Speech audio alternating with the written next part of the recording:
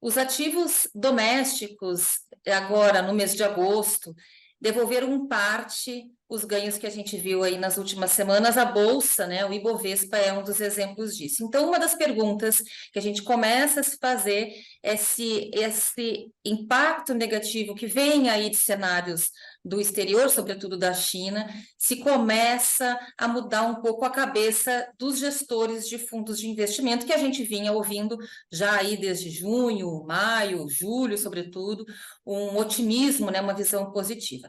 Para conversar sobre esse tema, eu recebo o Fernando Lovisotto, que é diretor de investimentos da Vinci Partners e responsável lá pelos fundos líquidos, que respondem mais ou menos por metade dos 65 bilhões de reais que essa gestora independente tem sob gestão. Eu sou Carlos Cotorno, jornalista da Agência Estado, e começa agora, então, o programa Cabeça de Gestor. Fernando, obrigada por ter aceitado o nosso convite. Quero te perguntar se esse mês de agosto ele está revertendo um pouco a visão positiva que vocês mesmo aí na 20 tinham para ativos domésticos. Bom, tudo bom, Carla? Acho que é um momento legal para estar conversando, para poder estar explicando como que a gente está vendo esse momento em relação assim, a um cenário de uma maneira mais ampla, né? Assim, a gente, na verdade, desde março, abril, quando teve aquela discussão toda do arcabouço fiscal e quando acho que ficou um pouco mais claro para o mercado como que seria o texto final, né, que ainda não foi aprovado, mas já está bem assim desenhado, a gente passou a ter uma visão assim um pouco mais animada com o mercado do ponto de vista de preço. A gente achou que os preços já estavam muito deprimidos naquele momento e que eles tinham assim muita coisa para poder assim recuperarem, tá? Para poder subirem, no caso da bolsa, no caso dos juros, para as taxas poderem fechar, no dólar para o dólar recuar, né? A gente acha que o mercado colocou muito prêmio em relação ao governo e por conta da incerteza do que estaria para vir, se era só mais gasto ou se era gasto com algum tipo de arrecadação, né? A gente brincava aqui que a discussão era se era um cenário assim que a gente já ia bater na parede rapidamente ou ia demorar para a gente bater na parede e aí, portanto, tinha alguma coisa boa para vir e foi o que acabou acontecendo, quer dizer, teve toda Até essa porque recuperação de preço. foi um início de ano com bastante incerteza, né? Não foi um início de ano que já dava para enxergar esse cenário que aí abril, né, maio já, né, desanuviou, assim, tirou esse nublado, né? Sem dúvida. Na verdade, acho que as expectativas lá em outubro eram super positivas, né? Vamos pensar, a gente tinha saído da Covid, a gente tinha feito toda aquela recuperação, assim, do ponto de vista de política monetária, tinha subido todos os juros, foi um dos países que mais subiu os juros, a inflação já estava numa trajetória, assim, declinante, tinha uma certa incerteza em relação ao Fed, né? Até que nível de juro que ia, mas a gente aqui, como Brasil, tinha feito a lição de casa, a gente acreditava de uma maneira correta. Então ali a gente estava super otimista. Com o resultado da eleição e com as medidas que foram colocadas em prática logo em seguida, pintou um pouco de incerteza em relação à parte fiscal, que assim sempre é o nosso calcanhar de Aquiles aqui do Brasil, né? Depois de então, que eu falei, março, abril veio essa melhora local e a gente teve do lado externo, que é o que a gente está vivendo hoje, uma também sensação de melhora, principalmente por causa dos Estados Unidos, com relação ao fim do ciclo de alta. Quer dizer, a gente acha que cada dia que passa, a gente está mais perto do fim do ciclo de alta. Então, quando você combina assim, o fim do ciclo de alta americano, com notícias boas de atividade, né? Talvez com algumas notícias não tão boas do lado de inflação lá fora ainda, com esse cenário que a gente já entrou aqui no ciclo assim de corte de juros, que a gente está com um juro real muito alto, tem muito espaço para cortar, a gente enxerga que é um cenário benigno por um pedaço assim, por um tempo relativamente longo de tempo, tá? Uhum. Agosto, no entanto, a gente já está tendo um pouco de surpresa e o mercado não está reagindo tão bem, mas acho que aí tem um ponto assim mais técnico, né? O que quer dizer? A gente está com férias do lado lá de fora, né? No hemisfério norte. Aqui, o fluxo ainda não é tão grande para ativos de risco, quer dizer, a gente percebe que os investidores estão muito confortáveis, assim, tendo investimentos na renda fixa, que ainda paga uma taxa de juro muito alta, então o fluxo acaba para a bolsa ficando meio fraco. Se a gente pegar o volume do pregão aí ao longo dos dias no mês de julho e de agosto, tem sido um fluxo, um volume relativamente baixo. tá? Então, acho que esse lado técnico tem sido preponderante em relação a esse cenário bom, E né? esse fluxo do exterior, vocês entendem que agora, a partir da segunda quinzena de agosto, isso começa a retornar e a gente pode ver Ibovespa, por exemplo, ou mesmo os juros futuros voltando para a tendência de valorização do ativo doméstico? Carla, assim, talvez não sei se nessa segunda quinzena de agosto ou setembro, acho que com mais assim precisão, com certeza setembro para frente deveria ter uma reversão sim desse fluxo, que seria positiva para a bolsa e para os juros aqui dentro, para os ativos de risco como um todo, tá? É assim que a gente está vendo. É, óbvio que tem alguns riscos no ar, né? A gente nunca trabalha num mundo que está tudo assim 100% claro, 100% fácil e que as coisas só tem um lado para se moverem. Não, a gente trabalha num mercado que tem alguns riscos. Os riscos, como você falou, ainda tem o risco com a questão de China, né, que tem surpreendido com essas notícias negativas, com números negativos, né? Tem vindo alguns estímulos, mas por enquanto eles têm sido assim insuficientes. Parece que tem algumas mudanças na política econômica que eles querem fazer, então assim não tem aparecido notícias tão boas, né? Tem essa questão do movimento que eu falei do lado técnico dos fluxos, né? E tem essa questão que a gente acha que lá na frente pode gerar alguma volatilidade, que é essa questão assim da atividade nos Estados Unidos está forte, o dado de inflação eventualmente demora um pouco mais para ceder e as pessoas se questionam se o Fed parou ou não parou, se esse nível de juro era o nível adequado ou não. Então, mas isso eu acho que é mais para frente, tá?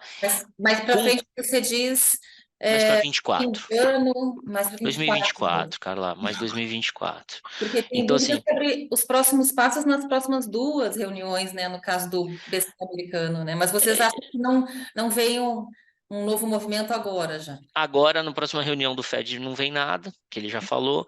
Na outra, pode ser que tenha 25, e a gente aqui é meio dividido em relação a achar que tem ou não tem. Eventualmente, nem tem a próxima de 25.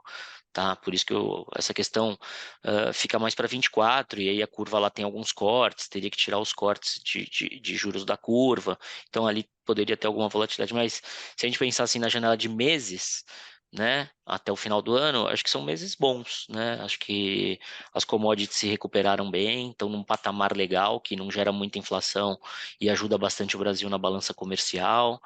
Como eu falei, a gente ainda tem uma taxa de juro real e a inflação assim tem caído bastante, então tem espaço para cortar o juro, o que é uma notícia super positiva, poderia acalmar o mercado de crédito, inclusive, que é um mercado que vem estressado aí desde janeiro. E aí eu acho que a parte local, dos fluxos dos investidores locais, fica mais para o final do ano e para o ano que vem, né? Que são quando aí vão vencendo esses títulos que as pessoas compraram, ou elas vão recebendo algum tipo de fluxo de caixa novo, ou de juros, amortização e mais rendimento que elas vão querer aplicar, e aí vão vendo outras coisas. Na parte dos institucionais também, eu acho que aí tem todo um calendário próprio, eles vão refazendo as políticas de investimento mais perto do final do ano e vão realocando no final do ano, início do ano que vem. Então, esse fluxo doméstico para ativos de risco acho que fica mais para o último trimestre e E, para prime- 2024. e primeiro trimestre de 2024. Acho que sim. Eu queria que você contasse um pouquinho como é que está a cabeça de vocês para a política monetária no Brasil, né? A gente, enfim, se a gente olha o dia a dia dos dados, hoje a gente percebe, assim, o mercado mostra que aquele possibilidade de um corte maior na próxima reunião de 75 pontos base está ficando um pouquinho de lado. Queria saber como que vocês enxergam esse cenário macro, se tem um corte maior mesmo, apesar da comunicação do BC, e como que vocês estão alocados, né, frente a esse Tá. cenário macro aí. Carla, assim, acho que é interessante que a gente tem uma mudança agora, que é a composição do Banco Central, do cupom ao longo das reuniões, né? Que nem a gente já viu uma mudança agora, vai ver mudança no final do ano e tudo mais. Isso leva a uma incerteza, assim, em relação a que nível que eles vão cortando, né, um pouco maior. A gente acho que a gente acredita que vai ser como eles já escreveram na ata, né, que vai ser um corte de 50 bips, né, de 0,50 em 0,50. Acho que essa questão de acelerar o corte de juros e mudar para 75, né, acho que sempre existe essa pressão. Sempre vai existir essa pressão política, principalmente, de querer ver os juros assim, mais baixo mais rapidamente, né? Mas acho que do ponto de vista técnico ainda tem essas incertezas. Hoje a gente viu o reajuste no preço da gasolina, né, e no diesel, que provavelmente tem algum impacto na inflação. Então, assim, o cenário, como eu falei, lá fora tem essa questão de qual é a inflação e qual é o nível final de juros, que a gente acha que já deu, mas pode ser que tenha alguma surpresa. Então, isso forma um piso para cá, né? A gente não consegue cortar além de um certo nível. Então, assim, a gente acredita que de 50 em 50, de 0,5% em 0,5%, é um passo bom para ser seguido, tá? Uhum. E como que vocês estão alocados em renda fixa? Já estão mais posicionados em algum vencimento pré? Estão mais no Carla, proteção da inflação? de março, né? Como eu falei, em março, quando a gente ficou mais otimista, a gente foi alocando tanto nas taxas mais curtas quanto nas mais longas, e nas Bs mais longas, né? Então, nos papéis prés mais curtos e nas NTN-Bs, nos papéis indexados à inflação mais longos, né?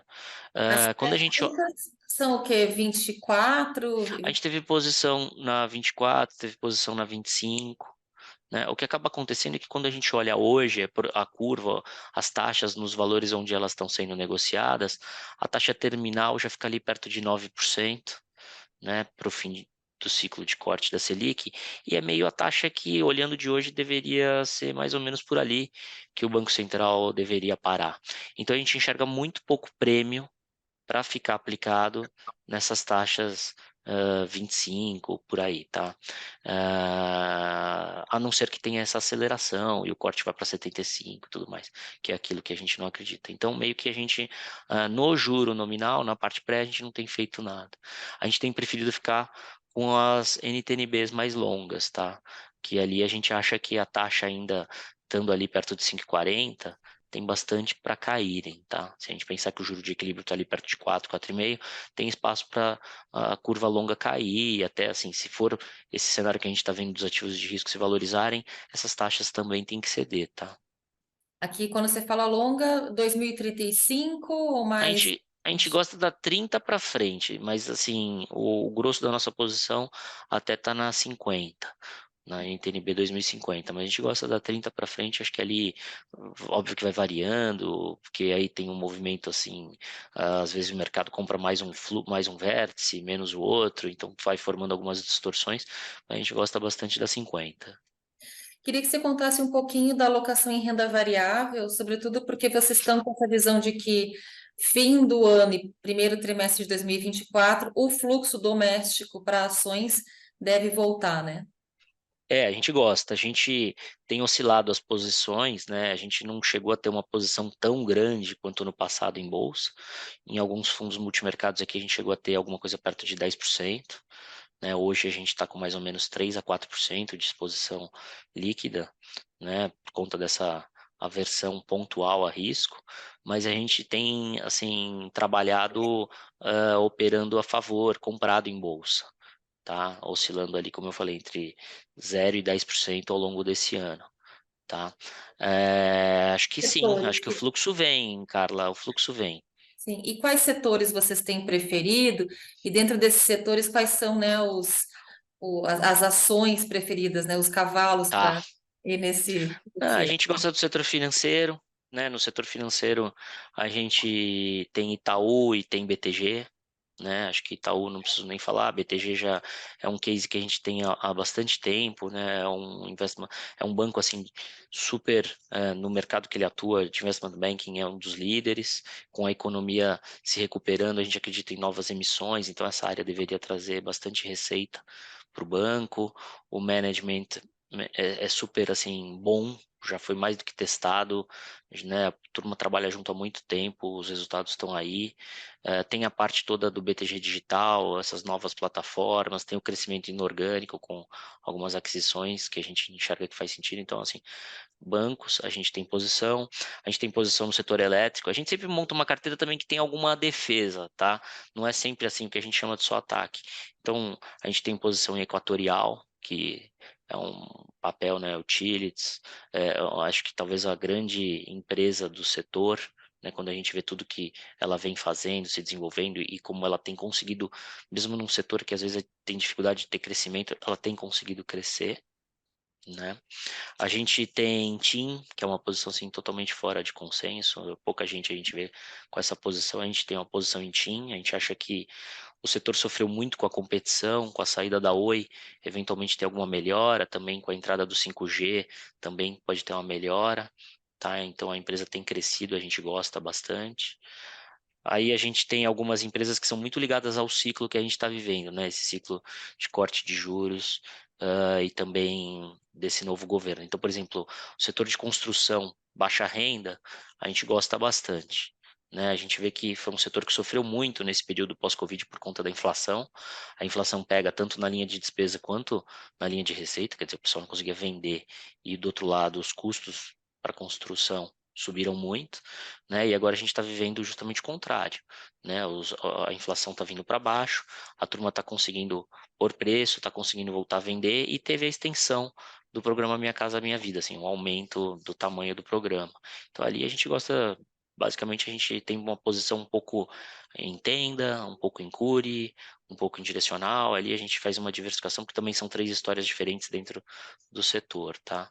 Mas a gente acaba construindo uma carteira assim bem diversificada, tá? E essa área de construção muito linkada aí com o ciclo de política monetária, né? Muito, muito, Fernando, muito. para encerrar, queria te perguntar, vocês, pelo que você fala, vocês continuam com uma, apesar de agosto tá virando quase o mês do desgosto, Não, vocês não. têm uma visão, continuam com uma visão construtiva, Sim, sim, positiva Carla. para o doméstico. Bem construtiva. Acho que o cenário, assim, enquanto tem essas dúvidas, na minha visão, quer dizer que ainda tem espaço para a gente andar. Quando a gente estiver conversando aqui, ninguém mais tiver dúvida, aí talvez seja a hora da gente recolher o risco, né? Então, assim, por enquanto a gente acabou de entrar nesse ciclo de corte de juros. Em geral, nos ciclos de corte de juros, a bolsa, em geral, rende 2 vezes e meio o que rende o CDI, se a gente pegar pela história, né? A gente está com uns níveis de preço ainda super deprimidos, por mais que tenha tido uma alta, né, nesse ano da bolsa e em especial dos papéis assim menores, das empresas menores, né? A gente vê que ainda tem muita coisa para andar, os preços ainda estão muito baixos, né? Os indicadores assim técnicos ainda estão muito atraentes, né? A gente vê aquilo que eu estava falando, por enquanto o que a gente viu de fluxo foi o fluxo do estrangeiro e o fluxo de dividendo da Petrobras, que acaba ficando na bolsa. Fora isso, a gente não viu muito fluxo do lado doméstico, então ainda teria essa mudança de carteira. A gente já viveu isso ali parecido em 2014 e 15, quando o dinheiro foi tudo para LCI e LCA, e depois assim em 16, 17, 18 veio voltando para os ativos de mais risco, né? Até 19, por exemplo, os fundos imobiliários andaram super bem e tudo mais.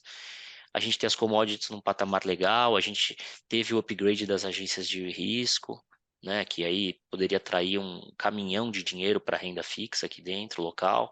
Então, assim, o cenário é bom. Acho que quando a gente olha também o Brasil em relação ao mundo, acho que a gente está numa posição boa. E o ciclo de política monetária nos favorece, Ajuda. né? Acho que vai ser um vento a favor. A favor, felizmente, né? Isso, Fernando, felizmente. obrigada demais aí pela tua entrevista, viu? Obrigado, Carla. Estamos sempre à disposição aqui.